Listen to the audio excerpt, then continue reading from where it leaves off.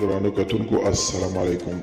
زه محمد سلمان همدرد د حق غږ پښتو چینل خبري لنډیز کې ستاسو کوربه اوس تاسو پام را اړوم د مهمو خبرونو لنډیز ته. کرملین وايي په ناټو کې د اوکراین غړیتوب روسیې ته یو سره کار شوی. د اوکراین ولسمشر تیر دوشنبه وویل دوی د امریکا له ولسمشر جو بایدن نه په ناټو کې د ګډون په هدف د هو یا نه ښکاره ځواب غواړي. ناټو سازمان کې د اوکراین د احتمالي ګډون په تړاو روسیه په داسې مهال کې اندېښنې شي چې تیر ورځ د روسیې او امریکا ولسمشرانو جنیوا کې سره وکتل. ایرو اشارې ولیکلي آیا هندوستان کولی شي افغانستان ته د هوایي ځواک شته ډکه کړي. اتلانتیک مجلې بیا خپل وروستۍ غاڼه کې لیکلي د یو تاریخ شرم مخنیوي لپاره لا هم ناوخته نه دي.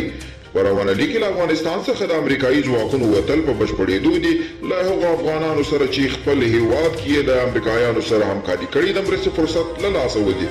الکسی ناولني ویلي ولادیمیر پوتین داسې دروغجن دی چې خپل دروغ نشي پټولی او نه هم د هغه دروغ درولی شي.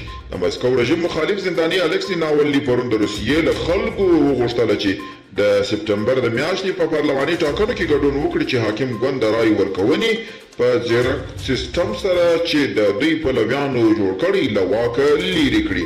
او واشنگټن وايي ترکیه به د کابل هوایي ډګر په امنیت کې رهبري کوونکې ونډه ولري.